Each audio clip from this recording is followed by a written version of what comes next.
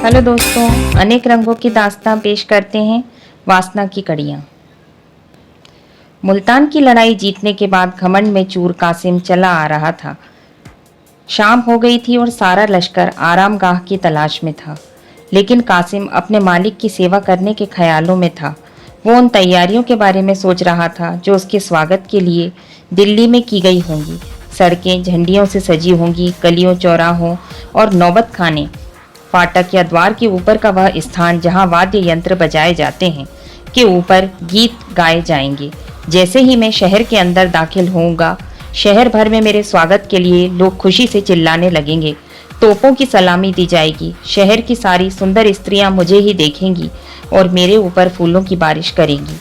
बड़े बड़े लोग मेरे स्वागत के लिए महल के द्वार तक आएंगे। मेरे दरबार में पहुंचते ही हुजूर जैसे ही मुझे गले लगाने के लिए उठेंगे, मैं उनके पैर चूम लूंगा। आह, वो समय कब आएगा। कासिम इन्हीं ख्यालों में झूमता हुआ घोड़े को भगाया और सारे कैदियों के झुंड, घायल सिपाहियों को, लश्कर को भी पीछे छोड़ दिया।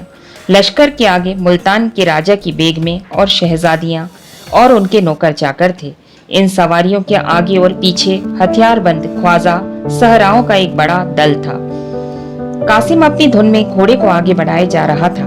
तभी अचानक उसने एक सजी हुई पालकी में से दो आंखों को बाहर झांकते हुए देखा। कासिम दो पल के लिए चौंक सा गया।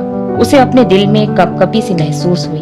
वो नजरें कासिम के दिल के किसी कोने में घर कर गईं। उसके सामने वही दो आंखें घूम रही थी। उसके दिल में एक मीठी मीठी सी चुभन सी, एक बेसुधी सी होने लगी। उसका रोने को मन कर रहा था। उसके दिल में दर्द का एहसास जाग गया था, जो प्यार की पहली मंजिल होती है। थोड़ी देर बाद कासिम ने हुक्म दिया, आज हमारा यही ठहराव होगा। आधी रात गुजर चुकी थी और लगभग सारे लश्कर के आदमी गहरी नींद सो चुके थे। पड़ाव के चारों ओर मशालें जलती दिख रही थी। जो जवान सुरक्षा में थे वो भी जम्हाई ले रहे थे, लेकिन एक कासिम था कि उसकी आंखों में नींद बिल्कुल न थी। वो अपने आरामदायक खेमे में बैठे हुए सोच रहा था कि क्या उस स्त्री को एक नजर देख लेना कोई गुनाह है। माना कि वो मुल्तान की शहजादी हैं और मेरे हुजूर उसे अपने महल में रखना चाहते हैं, लेकिन मेरी इच्छा तो बस उसे देखने भर की है। अगर ये गुनाह है तो मैं ये गुनाह करूंगा। अभी तो हजारों बेगुनाहों को मार करके लौटा हूं और किसी को एक नजर देख लेना उन कत्लों से बड़ा गुनाह नहीं हो सकता। वैसे भी कासिम मुल्तान को फतेह करने वाला हीरो था। वो देर रात तक इसी विषय पर सोचता रहा। फिर कासिम ने अपने खेमे से बाहर निकलकर बेगमों के खेमे को देखा, जो थोड़ी दूर पर ही थे। कासिम ने अपना खेमा इन खेमों के नजदीक जानबूझकर लगवाया था। बेगमों के खेमे के बाहर 5 सैनिक पहरा दे रहे थे। कासिम ये सोचने लगा कि इन सैनिकों को क्या नींद नहीं आती। खेमे के चारों ओर इतनी रोशनी क्यों कर रखी है। कासिम ने अपने खास को आवाज लगाई, मसरूर। मसरूर कासिम के पास आकर बोला, जी हुजूर। कासिम ने बोला, ये मशालें बुझा दो, मुझे नींद नहीं आ रही। मसरूर, जैसी आपकी मर्जी। यह कहकर मसरूर वहां से चला गया और मशालें बुझ गईं। थोड़ी देर बाद एक सेविका शहजादी के खेमे से निकलकर बाहर आई और मसरूर से मशालें बुझाए जाने की वजह पूछी। मसरूर ने कहा, सिपहदार ने ऐसा करने को कहा है, तुम लोग चौकन्ने रहना। मुझे तो उनकी नीयत में खोट मालूम होता है। कासिम काफी व्याकुल था। वो कभी लेट जाता तो कभी टहलने लगता। वह बार बार अपने खेमे के बाहर आकर देखता, लेकिन 5 पहरेदार अपनी बड़ी बड़ी तलवारें लिए पहरे पर अटल थे। इसके बावजूद कासिम पर यही धुन सवार थी कि आखिर शहजादी के दर्शन कैसे हो। इसके आगे उसे न बदनामी दिख रही थी और न ही शाही गुस्से का डर। घड़ियाल ने रात के 1 बजाए, जिससे कासिम चौंक गया, जैसे कोई अनहोनी हो गई हो। कासिम इस सोच में पड़ गया कि अब तो कुछ ही घंटों में सुबह हो जाएगी। 3-4 घंटों में तो लश्कर भी कूच कर देगा। कासिम ये सोचने लगा कि अब वक्त कम है, कल तक तो दिल्ली पहुंच जाएंगे। ऐसा ना हो कि सारे अरमान दिल में ही रह जाएं। किसी तरह से इन पहरेदारों को चकमा देकर ये काम किया जाना चाहिए। कासिम ने एक बार फिर मसरूर को आवाज लगाई, मसरूर। जी हुजूर, कहिए। कासिम, बाहर कैसी ठंड है, नींद आ रही होगी ना। मसरूर, जी नहीं, जब आपने ही आराम नहीं किया तो मुझे कैसे नींद आ सकती है। इस पर कासिम ने कहा, मसरूर, मैं तुम्हें कुछ तकलीफ देना चाहता हूँ। तुम्हारे साथ ये जो 5 आदमी हैं, जरा उनके साथ लश्कर का चक्कर लगा आना। रात में कुछ सिपाही जुआ या फिर पास के गांवों में चले जाते हैं, पर काम जरा होशियारी से करना। मसरूर, पर हुजूर, यहाँ तो पहरेदारी के लिए कोई नहीं बचेगा। कासिम, जब तक तुम नहीं आ जाते तब तक मैं यहाँ रहूंगा। मसरूर ने धीमी आवाज में कहा, हुजूर, मैं आपकी सभी चालों को समझता हूँ। इसके बाद 5 सैनिक लश्कर की तरफ चले गए। रास्ता साफ था, लेकिन अब कासिम को इस बात का ध्यान आया कि अंदर जाना उतना आसान नहीं है जितना वो समझ रहा था। अब चारों तरफ सन्नाटा था और कासिम दबे पांव शहजादी के खेमे की ओर आया। खेमे के पास आकर पहले कासिम ने यह तसल्ली कर ली कि कोई हो ना। जब उसे इत्मीनान हो गया तो उसने चाकू निकाला और कांपते हुए खेमे की रस्सियां काट दी। अब खेमे के अंदर जाने का रास्ता बनाया तो उसने अंदर एक दीपक जलता हुआ देखा और फर्श पर सोई हुई 2 दासियों को पाया। शहजादी एक आरामदायक मखमली गद्दे पर लेटी हुई थी। कासिम ने अपनी हिम्मत बढ़ाई और सरक कर खेमे के अंदर घुस गया। वो दबे पांव शहजादी के पास गया और उसे देखने लगा। अब उसके अंदर वो डर नहीं था जो खेमे के अंदर घुसते वक्त हुआ था। करीब 1 मिनट तक बिना पलक झपके कासिम शहजादी को देखते रहा। कासिम शहजादी की खूबसूरती को देखकर देखता ही रह गया। उसकी बेचैनी ने अब इच्छा का रूप धारण कर लिया। उस बेचैनी में एक व्याकुलता थी, एक पीड़ा थी जो उसे आनंद दे रही थी। कासिम का दिल उस खूबसूरत शहजादी के पैरों में सिर रखने का कर रहा था, रोने को हो रहा था। यहाँ तक कि उसका दिल उस सुंदरी के कदमों में अपनी जान देने को कर रहा था। उसके मन में अजीब सा एहसास होने लगा और वह वासना की लहरों में फंसता चला गया। कासिम करीब आधे घंटे तक उस सुंदरी के पैरों के पास अपना सिर झुकाए बस यही सोचता रहा कि आखिर उसे कैसे जगाए। वो जैसे जैसे करवट बदलती, कासिम का कलेजा मुंह को आ जाता। कासिम ने जिस बहादुरी से मुल्तान को जीता था, धीरे धीरे वो दिलेरी उसका साथ छोड़े जा रही थी। फिर अचानक कासिम ने एक गुलाब पोश को देखा जो एक चौकी पर रखा हुआ था। उसने गुलाब पोश को उठाया और फिर सोच में पड़ गया कि शहजादी को जगाऊं या नहीं। अंत में हिम्मत कर कासिम ने शहजादी के चेहरे पर गुलाब जल के कई छींटे डाले, जिससे शहजादी की नींद खुल गई और उसने अपने सामने कासिम को पाया। कासिम को देखकर उसने फौरन अपने चेहरे पर नकाब डाला और धीरे से मसरूर को आवाज लगाई। इस पर कासिम ने कहा, जी वो मसरूर तो यहाँ नहीं है, लेकिन आप मुझे ही अपना खादिम समझिए। शहजादी ने अपना नकाब ठीक किया और खेमे के एक कोने में जाकर खड़ी हो गई। कासिम को आज पहली बार अपनी वाक शक्ति को लेकर यह एहसास हुआ कि वो कितना गंभीर आदमी है। उसे अपने जज्बात बयां करने में हमेशा झिझक होती थी। कासिम ने कहा, मैं जानता हूं कि मैंने गलती की है। आप इसकी जो सजा सही समझें वो मुझे मंजूर होगी। कासिम ने शहजादी के सामने आह भरते हुए कहा, मैं ही वो बदनसीब इंसान हूँ जिसने आपके बुजुर्ग पिता और भाइयों को मारा है।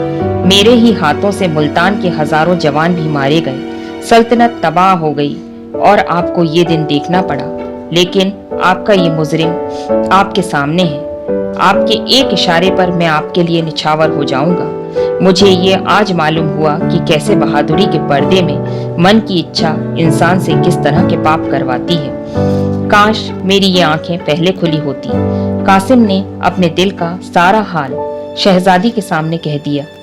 भावनाओं में उसने अपने दिल की पीड़ा का ऐसा वर्णन किया कि उसके पास जो शब्द थे वो भी खत्म हो गए।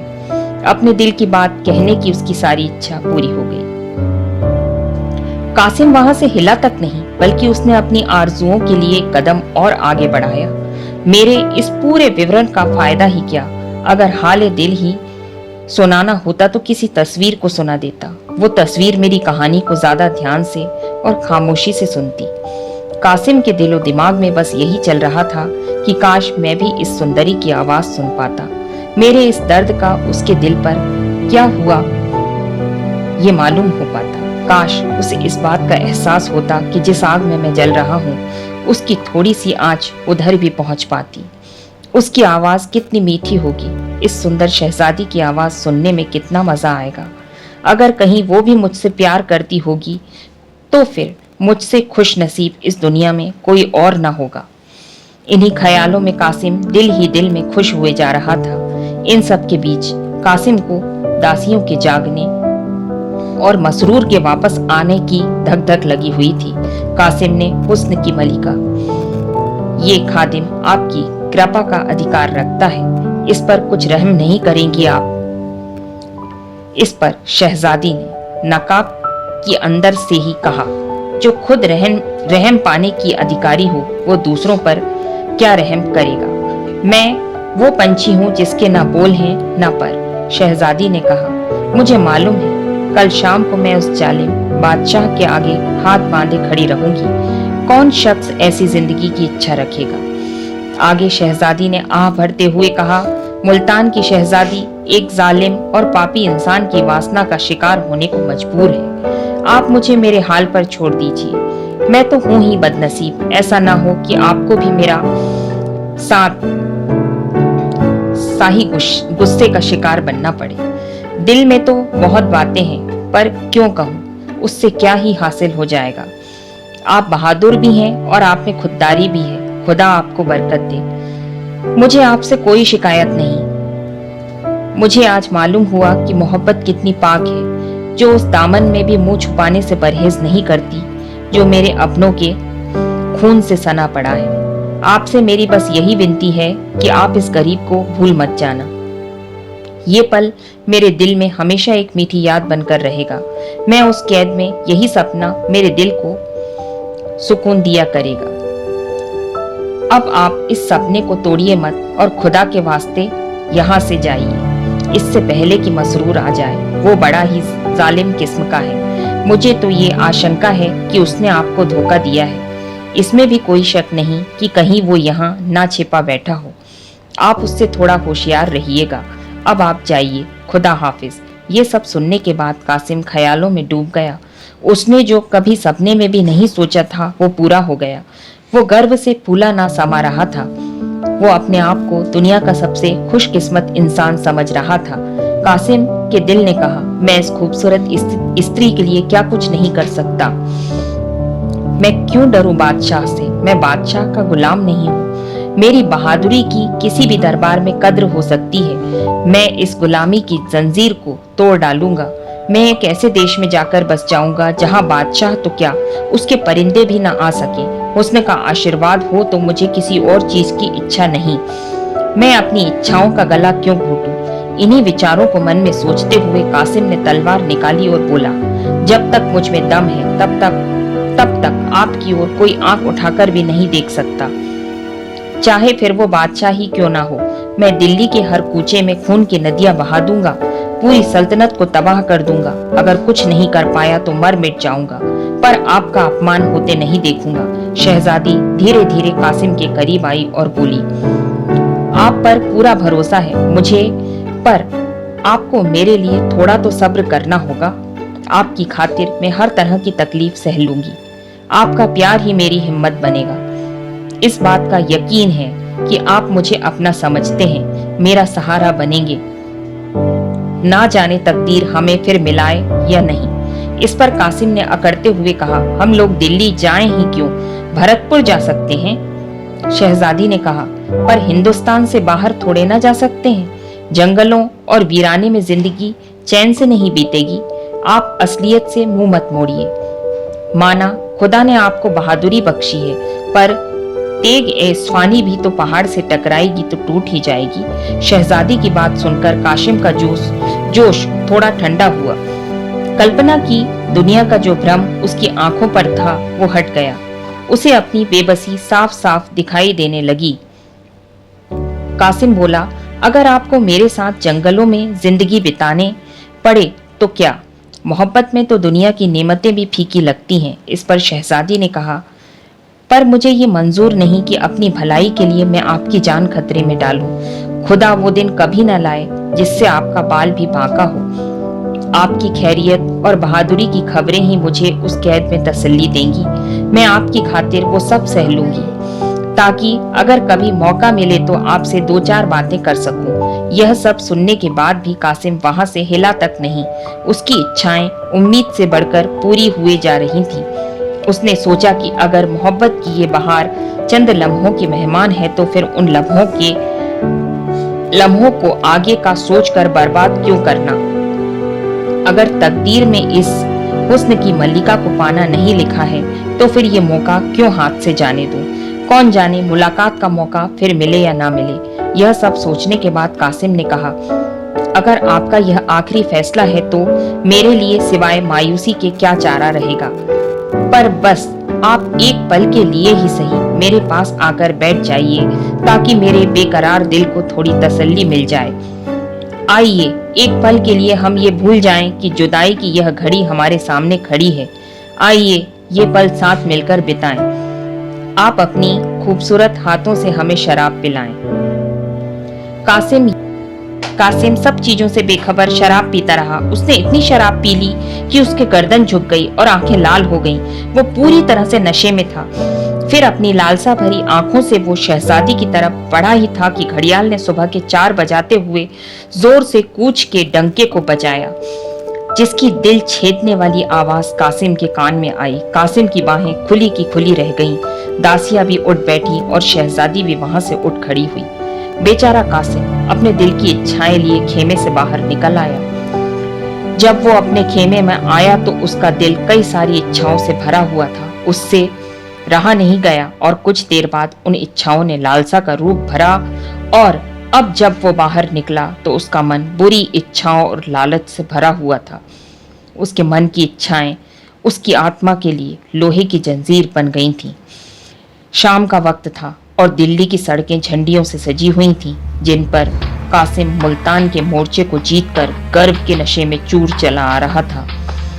गुलाब और केवड़े के फूलों की खुशबू दिल्ली की सड़कों पर चारों तरफ फैली हुई थी। नौबत खानों में सुहाना राग गाया जा रहा था। तोपों ने मोर्चे की अगुवाई में अपनी आवाज बुलंद की। नगर की सुंदरियां खिड़कियों से देख रही थी। फूलों की बारिश हो रही थी। जब कासिम शाही महल के पास पहुंचा तो बड़े बड़े अमीर लोग उसके स्वागत के लिए कतार में बंधे खड़े थे। ऐसे सत्कार के बीच जब वो दीवाने खास में पहुंचा तो उसका दिमाग उस वक्त 7वें आसमान पर था। बादशाह के पास पहुंचते ही उसने शाही तख्त को चूम लिया। बादशाह भी मुस्कुराते हुए अपने तख्त से उतरे और कासिम को गले लगाने के लिए आगे बढ़े। कासिम अपने हुजूर के पैर चूमने के लिए झुका ही था कि मानो उसके सिर में एकाएक जैसे कोई बिजली गिरी। बादशाह का खंजर उसकी गर्दन पर पड़ते ही उसका सिर शरीर से अलग हो गया। खून के छींटे बादशाह के पैरों में, तख्त पर और उसके पीछे खड़े मसरूर की तरफ गिरे। नीचे पड़ा धड़ एक पल में ही ठंडा हो गया, लेकिन हसरत की मारी हुई दोनों आंखें देर तक दीवारों की तरफ ताकती रहीं। थोड़ी देर में वो भी बंद हो गईं। लालसा ने तो अपना काम पूरा कर दिया था। अब तो बस सिर्फ हसरत बाकी थी, जो सालों तक दीवाने खास की दीवारों पर रही और जिसकी झलक अभी भी कासिम की मजार पर घास फूस की शक्ल में नजर आती है। कहानी से सीख। वासना की कड़ियां। कहानी से हमें ये शिक्षा मिलती है कि वासना बड़े से बड़े बहादुर व्यक्ति को भी अंत की ओर ले जा सकती है। किसी भी स्त्री को बुरी नजर से देखने वाले व्यक्ति का कभी भी भला नहीं होता, बल्कि उसका अंत ही होता है। धन्यवाद। तो दोस्तों, अगर आपको हमारी कहानी पसंद आई हो तो इस वीडियो को लाइक करें, शेयर करें और हमारे चैनल को सब्सक्राइब करें। ऐसी इंटरेस्टिंग स्टोरीज के लिए हमारे चैनल पर बने रहें और प्लीज़ अपना सपोर्ट बनाए रखें। Stay tune. Thank you.